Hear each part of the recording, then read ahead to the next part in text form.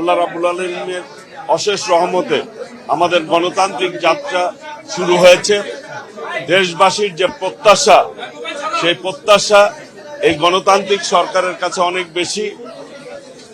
আমরা আমাদের নেতা, আমাদের চেয়ারম্যান, মাননীয় প্রধানমন্ত্রী দেশনায়ক তারেক রহমান যে গুরু দায়িত্ব দিয়েছেন, সেই দায়িত্ব আমরা সততা এবং নিষ্ঠার সহিত আমরা পালন করব ইনশাল্লাহ। আমরা আজকে এই মিনিস্ট্রিতে প্রবেশ করছি, আজকে অফিস। আমরা মনে করি সবার সাথে কথা বলে আমাদের যে কৃষি কার্ড, আমরা নির্বাচনে আমাদের 31 দফাতে প্রতিশ্রুতি আছে যে আমরা কৃষি কার্ড বিতরণ করব, সেটি নিয়ে ইনশাল্লাহ আমরা যাতে সঠিকভাবে সেই কার্ডটি বন্টন করতে পারি সেই ব্যাপারে আমরা সার্বিক পদক্ষেপ নেব ইনশাল্লাহ।